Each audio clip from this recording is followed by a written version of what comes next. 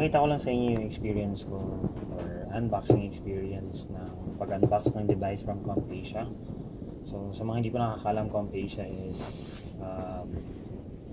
mga second hand po ang binibenta nila. So at a lower price, pwede nyo na makuha yung dream gadgets nyo. So I opt to get the Samsung Galaxy S22. Ang grading niya is excellent. So based dun sa category nila, ang excellent ay may minimal parang signs of use.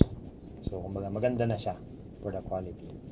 So may sariling box ng Compecia. So I think generic na box ito ng Compecia. So tapos pag binuksan niyo siya, so you have the device, nakabalot pa. Titignan natin maya. Tapos may wala lang kasama. So upon checking kasi sa listing nila, wala talagang kasamang accessories si Compecia na. So ang ipapadala lang nila sa'yo is the unit itself. Pero may compartment pa rin siya for accessories. So ito yung device. Yan.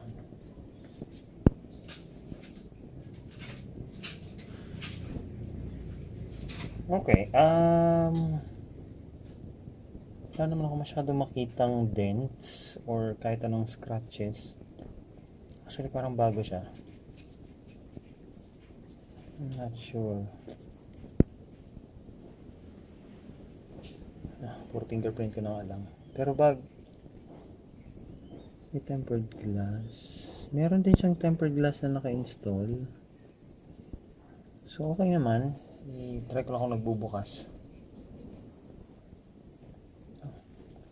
So nagbubukas naman siya. So isi-set up ko lang po ito tapos I'll get back. So ito na nga siya. Na-set up ko na. Medyo na-customize na rin natin ng konti. Tapos yan.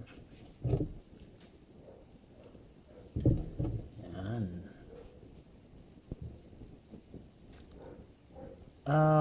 Pagkakuha ko sa kanya, naka-receive na siya ng update. So may bagong update na siya. Kung makikita niyo, dual SIM din siya.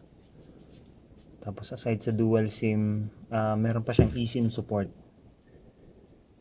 Cosmetic wise, mukha siyang bago. Hindi ko alam kung nagamit ba talaga to. Pero dahil siguro ang pinili ko kasi is excellent na cosmetic grading. So kaya siguro wala man masyadong parang signs of use pa talaga siya. So maganda, premium naman yung quality. Tapos yung color, ito naman yung naka-advertise na color. Yung memory sa loob, ganun din. So thumbs up. Titest ko muna ito, gagamitin ko siya for couple of weeks siguro. Tapos bibigyan ko kayo ng follow-up review siguro para dito sa device na nakuha natin from Compecia. So yun lang po. Thank you.